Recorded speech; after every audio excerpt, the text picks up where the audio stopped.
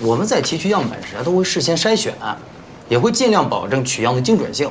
通常我们对烟蒂取样的要求是3到5个，必须是近期抽烟所留，干燥，无烟灰附着。近期呢，有没有可能是2月之前的呢？不会，而且这个样本呢，我有印象，是当时委托人送来的时候是我接收的，所以确实是近期抽过的烟蒂。我就说不靠谱，这个。行了，那个我知道了，不好意思。不是先生，您如果对鉴定结果有异议，可以提出申请复检，复检是免费的，您可以随时提出。我们留取样本的期限是1个月，1个月之后呢，我们就自行处理了。你赶紧处理吧，我告诉你啊，那烟屁股不是我抽的，我2月之前就戒烟了。您的意思是取样对象搞错了？那您看，您要不要再重新鉴定一次？我们提供上门取样，绝对保证鉴定结果的精准性和您的隐私。不用，特别相信您这是权威，但不用了，谢谢了啊，走了。哎，先生，再见，再见，再见。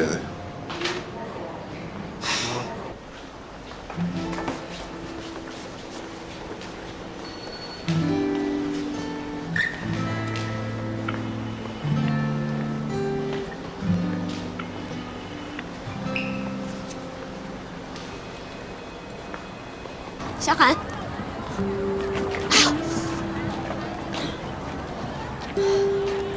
小韩，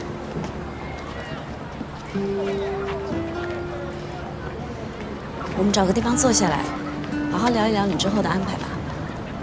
我现在很困很累，不想聊了，要不改天吧？哎，那你回哪儿休息啊？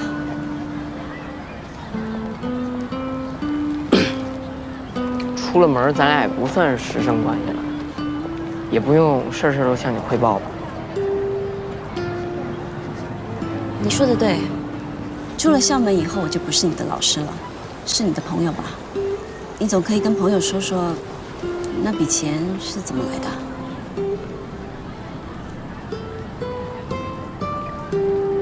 钱肯定是挣入来的，好吗？不要再纠缠。好，我相信你不会去挣不义之财。那你去上课，把奥斯卡放哪了？既然当我是朋友，就一直不要戳我痛处了。我真的很困了，你路上小心。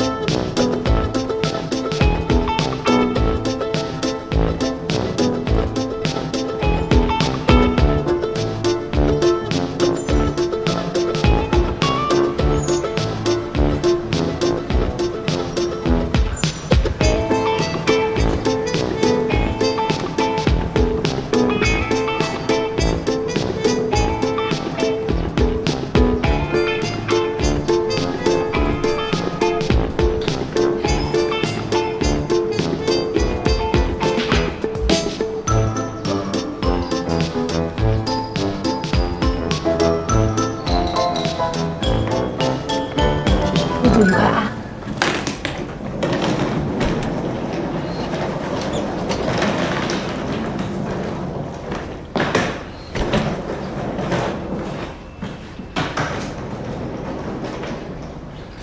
您好，你有事儿吗？刚才进来那个学生住哪间房？谁啊？我们这儿不收学生的。怎么可能啊！我刚刚明明就看见穿着校服的人进来，我就是跟着他进来的。你们这儿又不大，你怎么可能没看见？我们店呢，的确不大，但是也有正规营业执照的好不好？再说了，我们也要保护客人的基本隐私吧。我们不会提供给任何人违法犯罪的机会。还说不违法？我这个学生看起来个子挺高，但只有16岁。你们非法收留未成年人，这违法吧？我听你口气，你好像是他老师吧？哎，我就纳闷了，你们当老师的都不学法律知识的？法律现在都规定，16岁以上的人都有独立开房的自由了，不学法律还跟我在这儿掰扯什么呀？我觉得你们这些老师有时候就是特……哎，喂，你不能进去！喂，天哪，你不能过去！不是，你要干嘛呀？哎，这位女士，哎，不是，这位老师，你别这样，这边是客房。哎呦我的天哪！不是老师，这是客房，人要休息的地方。你找，不好意思，对不起，他不是故意。您休息。别吵！我跟你说，这边全是参加艺考的学生，人家不太容易。1116，他在111。不是，你轻点儿。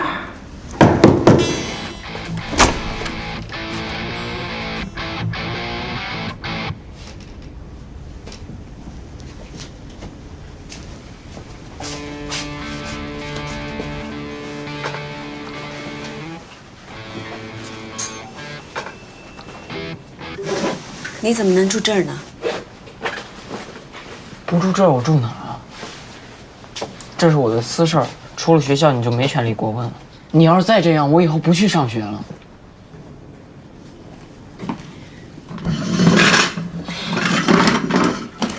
猥琐！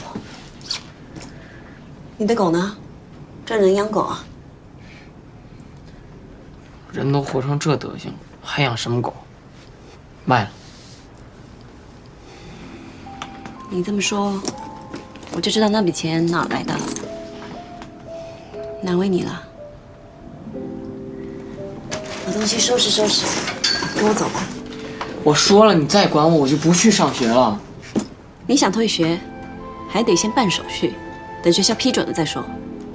只要你还当我学生1天，我就得管你。哎，这包不是我的。那个呢？都不是。是你们自己要退的房啊，我押金不会退的。你们这儿房间多少钱1天？100块1天。他来的时候呀，我看这小子身上也没什么钱，就只收了他100的押金。这样够了吧？走吧。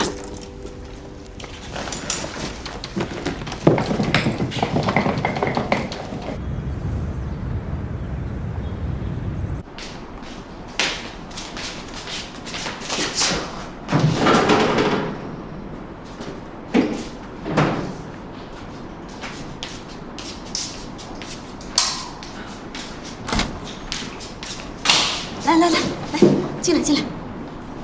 哎，你今天怎么那么早回来啊？哦，对，跟你介绍一下，这个呢，就是萧寒，我跟你常提起的那个啊，他暂时就住我们家了。今天晚上我的房间让给他睡，我跟你挤一挤啊。你要睡哪呀？你床上呀。哎呀，咱们不是以前常开卧谈会的吗？好，那我们现在去开卧谈会。这么早？哎，你先去冰箱那边找找有没有什么吃的喝的，不要拘谨啊。走，放轻松。收留女学生可以1天2天1星期我都没问题，但是你马上就要去澳洲了，你把她丢给我，我是跟她合租呀，还是我收养她？哎呀，这我还真没想过。拜托姐，你带回来的是个未成年人，没有什么事儿还好，要出什么事儿谁负责？你就是一个老师，你不能把你自己当成家长，这叫越位，你懂不懂？哎呀，你不晓得他有多惨，他把狗也卖了，一个人住在那种小旅馆的6人房里。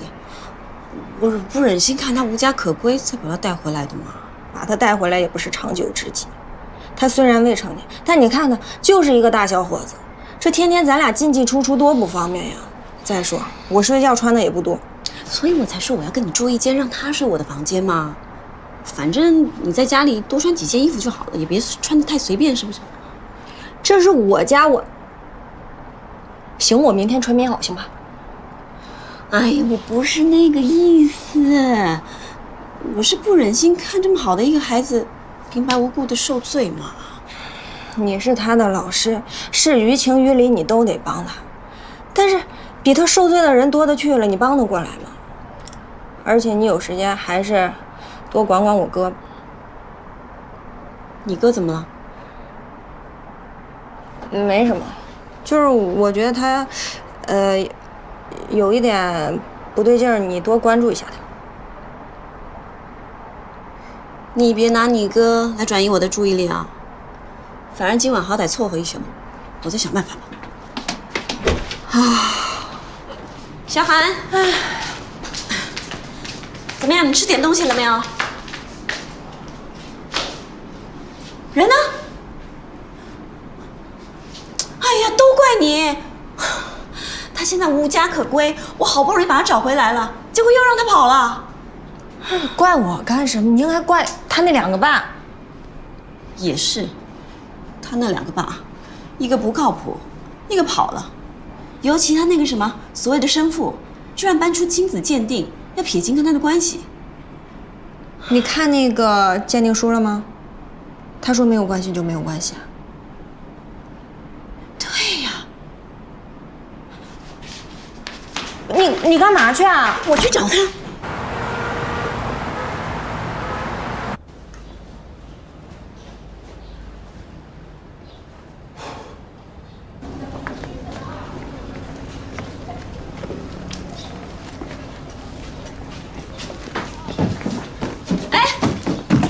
站住！哟，没看错吧？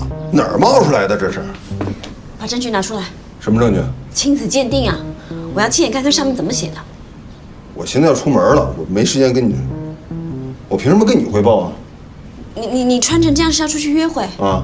你知道萧寒他现在住在一个小旅馆里面的6人房吗？啊，你还真有心思啊！他也老大不小了，而且以前被惯成什么样了，吃点苦头挺好的。你要让他吃苦我不反对，但他现在还未成年，没有经济来源，住在那么复杂的小旅馆里，觉不够睡，吃不好，上课精神也不集中。觉不够睡，觉不够睡算什么呀？我像他那么大时候才10几岁，我那会儿可厉害了，我都帮我们家邻居开西瓜摊挣钱了都。行，我不跟你说了，我得走。等等，哎，你真走得了啊？你知道萧寒为了你把狗都卖了吗？就因为你怕狗，然后又把他赶出门，他走投无路才把奥斯卡卖了。你不会不知道他跟奥斯卡之间的感情吧？然后呢，你还跑到学校兴师问罪，说他卖狗的钱不是正道来的。你知道他这样有多难受吗？小心点。哎，喂，你这铁石心肠的家伙！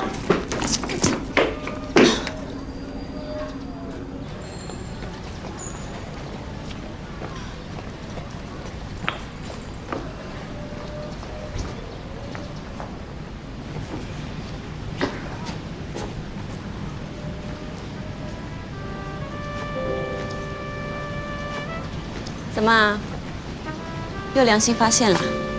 绅士风度我是有的，我看你一瘸一拐的来这儿找我也不容易。这么着，你把他地址呢发给我，我去找他去。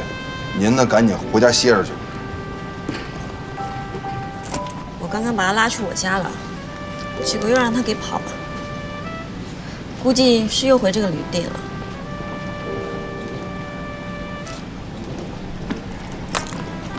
我跟你去吧。别，这是我们2个大男人之间的事情，跟您没关系。我是他的老师，我肯定得去的。说说实话，最烦你这样的人，老是站在道德制高点上，对别人的生活品头论足，感觉自己生活多幸福似的。其实我的生命里边没你的这部分，您哪儿凉快哪儿待着去吧。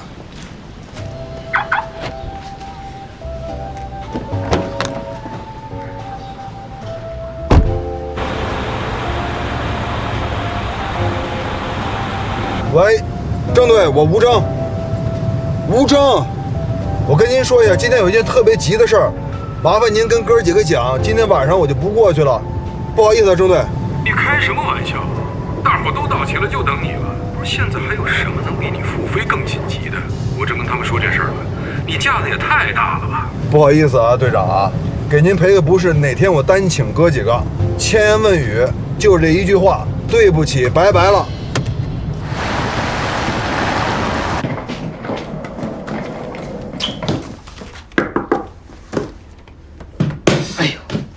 你怎么又回来了？我能住之前我睡那张床吗？我刚把那铺打扫干净，刚准备租给别人呢。那铺可抢手了。哎呦，老板娘，你通融一下嘛！你看我也没别的地儿去，而且我这定金还没退呢。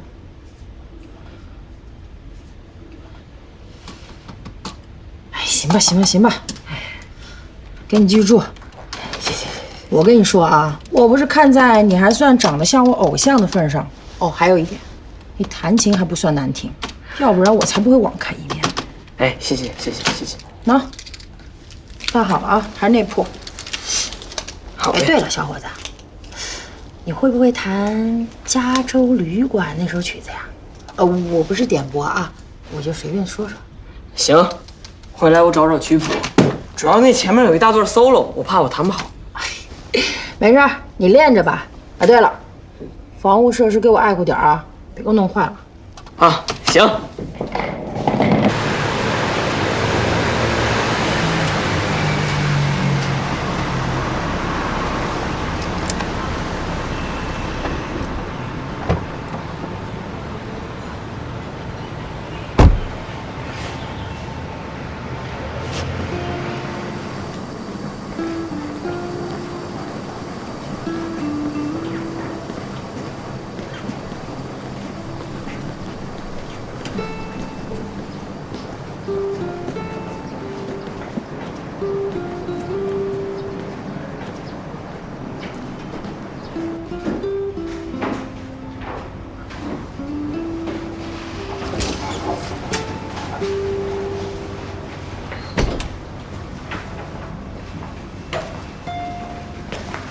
哎，你好，请问你有什么事儿吗？啊，找个人。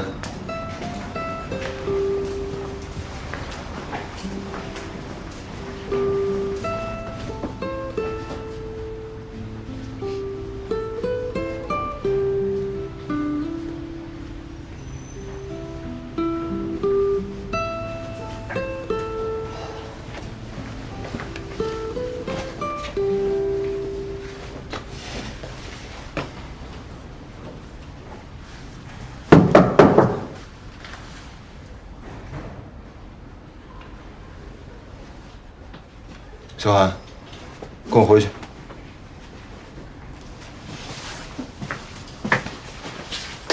跟我回去。你连我爸都不是，你凭什么管我？你以为我想管你呢？因为我爱过你妈，我不能眼看着她的孩子误入歧途，你知道吗？否则我死了以后见着你妈，没法跟她交代。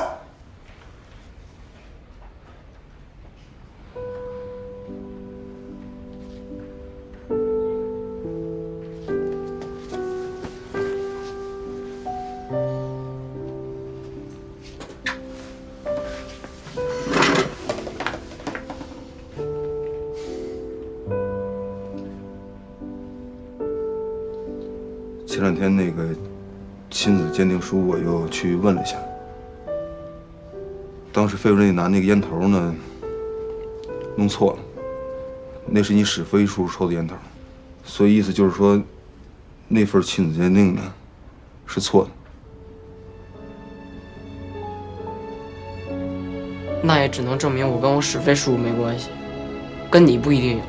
你当然来投奔我，我说有就有。你空口无凭，要不咱俩现在抽管血咱俩鉴定鉴定。都什么年代了，还玩地下认亲呢？我告诉你小子啊，今天甭废话，马上跟我走。等你到18岁之后，我也不管你了，你想干嘛干嘛。今天必须跟我走，起来！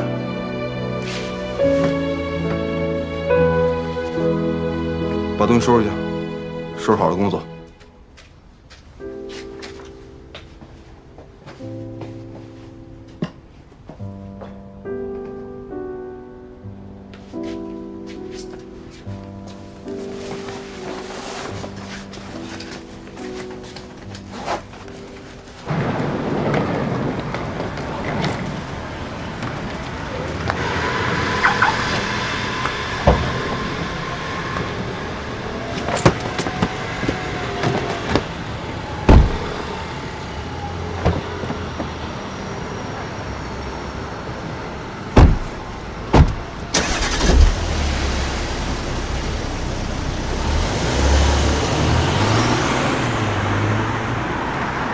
太好了，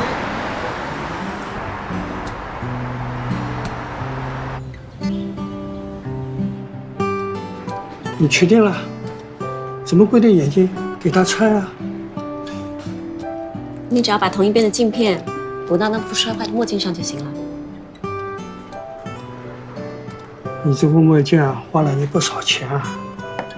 这副旧的，看起来也有6、7成新，真是赔本的买卖啊！算了吧，在某人心中，那副旧墨镜才是无可取代。换吧，换吧。好，那我就换了吧。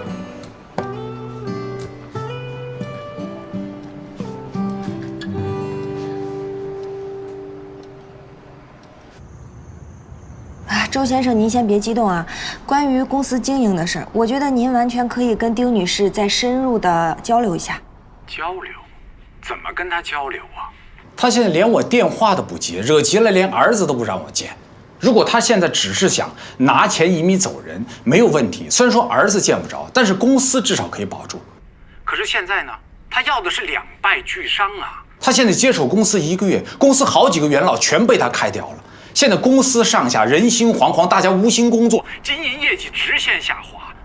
我看要不了多久啊，公司就要被他搞垮了。好，我明白您的意思了，时间紧迫，不能等他拖垮公司。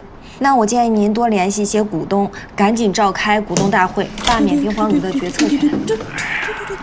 我不是没找过其他的股东，我都找过了。可是因为我跟他离婚这件事情，对我的个人声誉造成了特别负面的影响。不过，倒是为他赚了不少的同情分。那我们就只有搜集足够的证据，设法去做他个人的工作了。行吧，走一步看一步吧。哎，好，那先这样，明天随时见。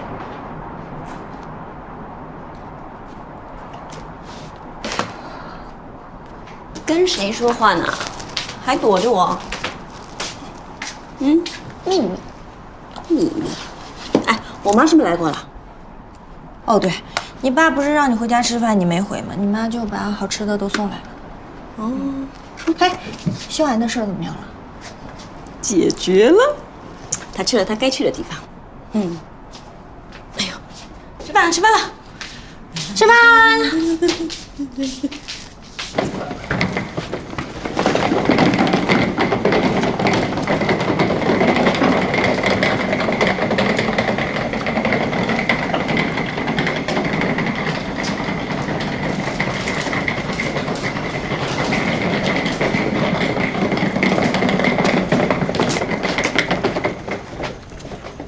年轻人有点朝气。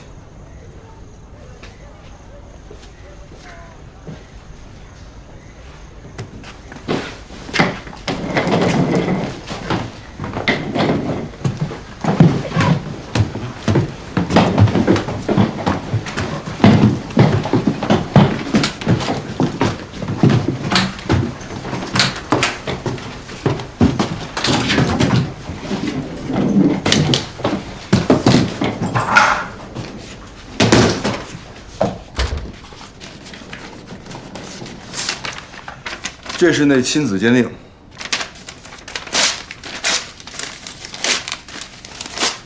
请坐。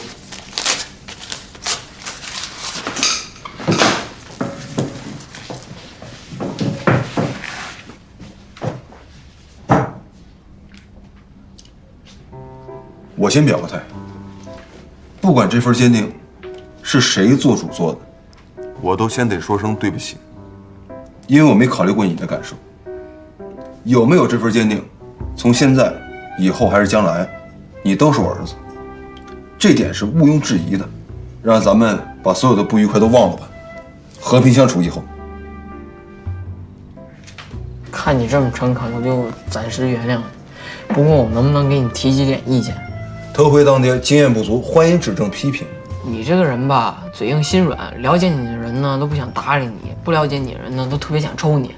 你别急，我还没说完呢。你这人业务绝对很强，这点我非常承认。但是你如果做人能圆通一点的话，那你就无敌了。你这是夸我呢，还是骂我呢？还业务呢？你懂开飞机吗？我是不懂开飞机啊，但我最起码我知道怎么当一儿子吧。我都做10多年儿子，你才是一个新手爹。我这些意见都是肺腑之言，你呀，兼听则明吧。好，有则改之，无则加勉。不过你是不是应该给我也道个歉啊？我给你道什么歉？我凭什么给你道歉？是奥斯卡咬了你，确实是我管教不力。但是呢，这狗我也卖了，我还流浪好几天，我还饿肚子了，我还在一个小纸箱里，我在里边躲雨，一边弹吉他一边哭，旁边有一个特别臭流浪汉。这点我说了吗？你知道吗？你有过这种感受吗？我说的是这件事情吗？我说的不是这件事情，我说的是费雯丽让你走你就走啊！你什么时候变得这么乖了？你怎么不先把事实搞清楚了再说呢？这家是不是我做主？人与人之间基本的信任。啊，那刚才谁说那个以后不那个和平相处了？这就开始给我翻老账了。行，你不是在外面躲纸壳箱子里边待了一宿吗？也没睡好，特别累，先把东西收拾收拾，去洗个澡。今天晚上先赶紧睡一觉，好不好？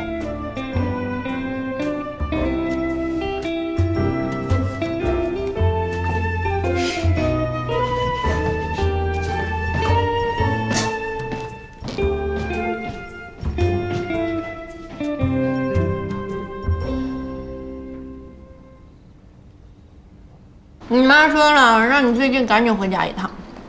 我可交代了，你要不回家也得给她打个电话。知道了。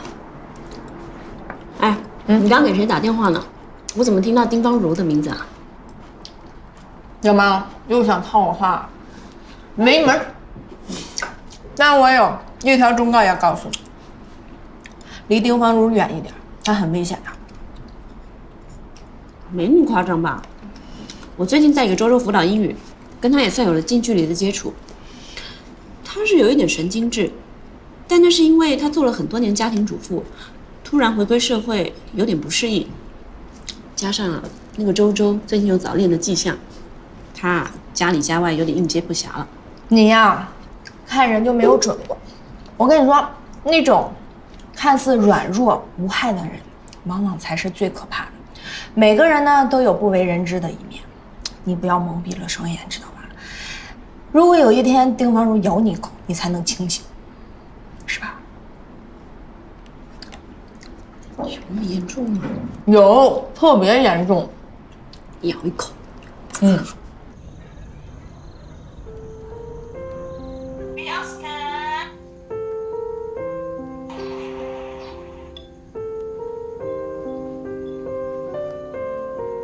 奥斯卡，生日快乐！其实啊，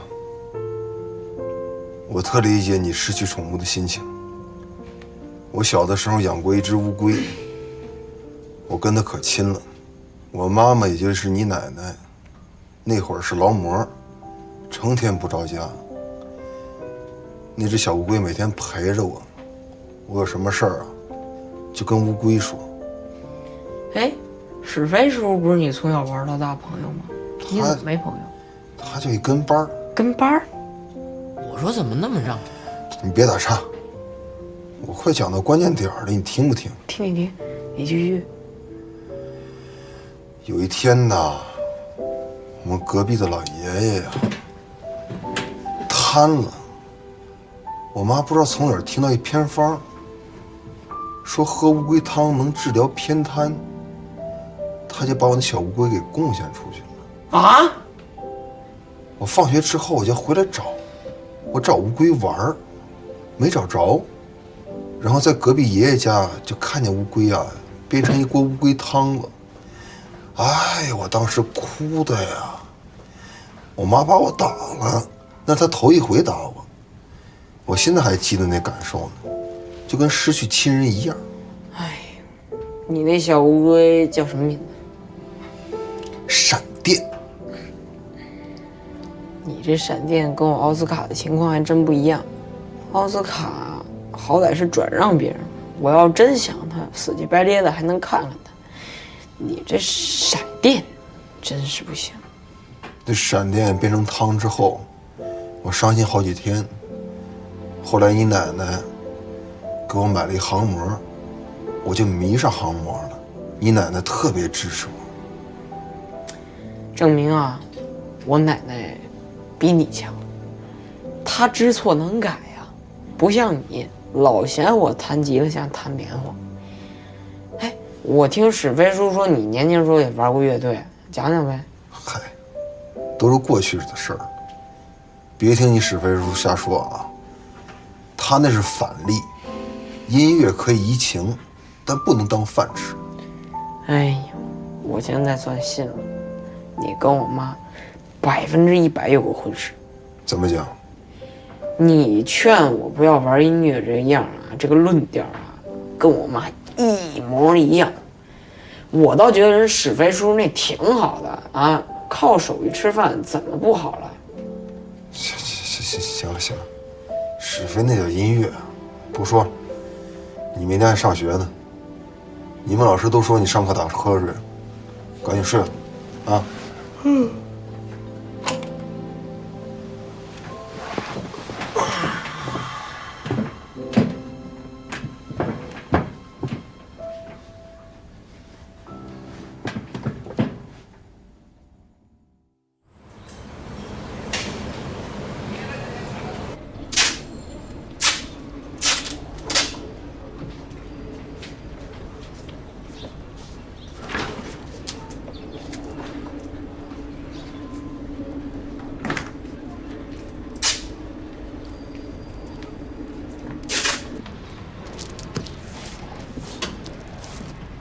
干嘛呢？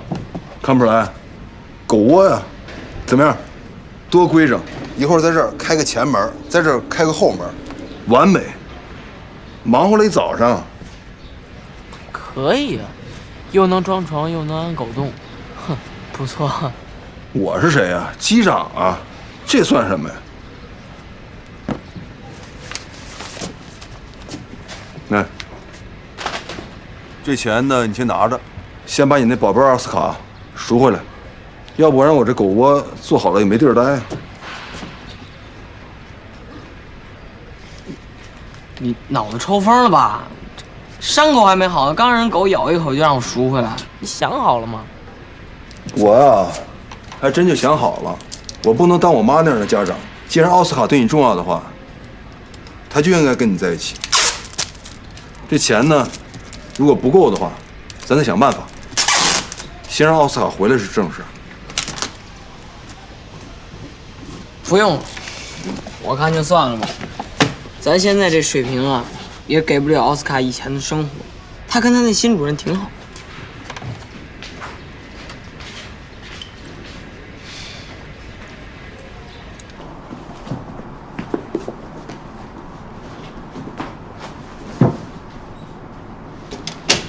今天这么早啊？早，今天有英语考试，我得早一点去学校准备。哎，对了，我昨晚给你哥打电话，他怎么都不接啊？不知道啊，可能有事儿吧。会不会是我最近一直在忙萧环的事，你哥怪我冷漠他了？应该不会，你爱岗敬业又不是1天2天了，我哥可能早就习惯了吧。他真的跟你抱怨了，对不对？哎，你也知道，我最近忙的连我父母家都顾不上回。萧寒没个好去处，我去澳洲也不放心啊。我当然理解你啊，可是我希望你能多替我哥想一想。萧寒现在没事了，我要是你，我就提前申请去澳洲，反正横竖都要走，也不在乎这1-2个月了。既然不差这1-2个月，那那我干嘛不善始善终呢？你自己当律师都这么严格要求自己，应该理解我的心情吧？你知道吗？异地恋的分手概率高达90%以上。你和我哥走到今天很不容易了，我只是希望你们可以修成正果。知道了，今晚不管多晚，我都会跟他视频啊。我先走了，路上小心哦。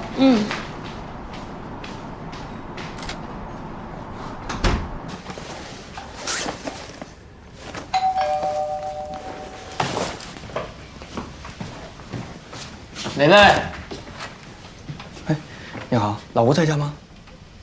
哦，老吴，物业局来人了。哎，王经理，那个是那钱的事儿吧？这两天没那么多现金，能不能再还2天？老吴啊，这个数额也是经过您签字认可的，你昨天就是要送过来的，你这样我们真的很难做呀。我知道那个数额我肯定认可，就是这两天突然有点事儿，钱呢有点拿不出那么多。您看，要不跟楼下邻居？这里边1万块钱，您先拿着。这1半天，我们俩再想想办法，肯定把最后那些钱给您凑上。好吧，老吴啊，剩下的你可要抓紧点啊！一定，谢谢。好，再见，慢走啊，慢走。好。卖卡总共得了2万，刚才给他1万，再加上我住店，还剩下几千，我也都贡献出来了。你收着，这钱留着你当生活费。以后这儿呢，你来管钱，挣钱的事你别管，你就好好上学就行。我想办法。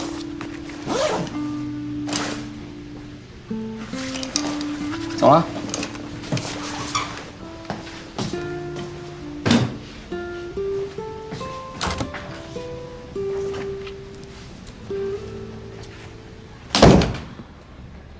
哎喂，小袁，你帮我查一个人呗。他叫王筛，前不久去悉尼大学留学。对，和我哥一个学校。啊，他妈是沃顿国际学校的语文老师，也姓王。对，和王筛有关的资料我全要，越快越好啊。好嘞，谢谢你，下次请你吃饭。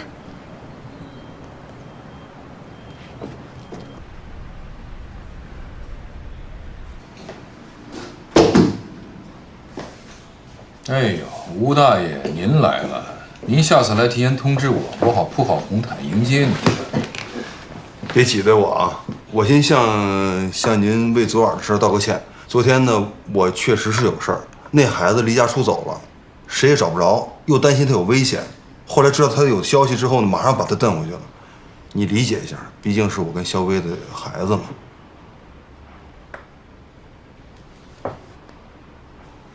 儿子有确认了，是，你们也没放弃我哈，还是挺关心的哈。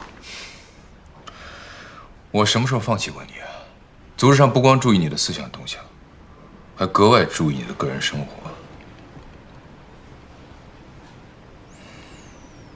行，看在肖薇的面子上，我不跟你计较。但是你提前恢复飞行的事儿了，错过昨天的机会，只能等到刑满解禁了。我知道你一直在帮我想办法，我也深刻地认识到自己的错误。我保证明天开始按时按点的过来，什么活脏，什么活累，我干什么。不是你这真的假的？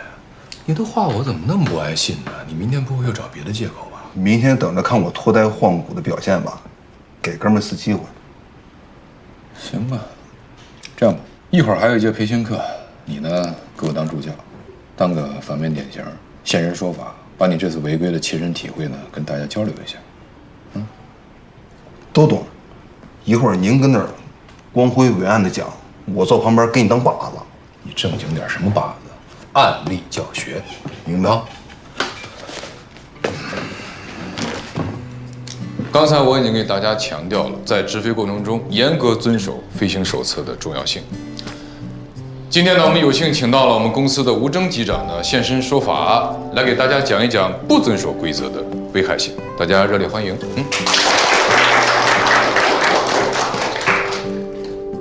大家好，我是吴征，我来给大家讲讲不遵守飞行手册规则的重要性的这个反面例子。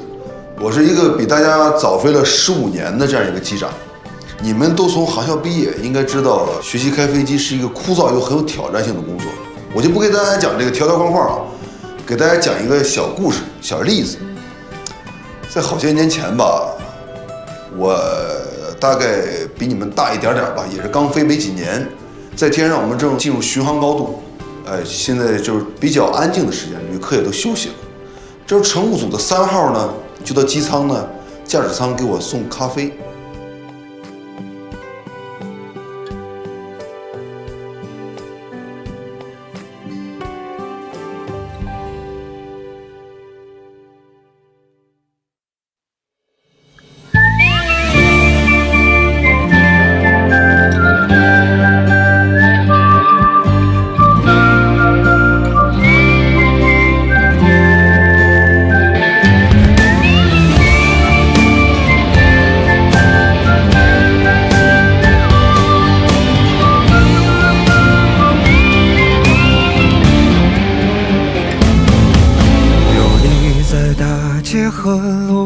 心中是骏马和猎场，最了不起的脆弱迷惘，不过就这样。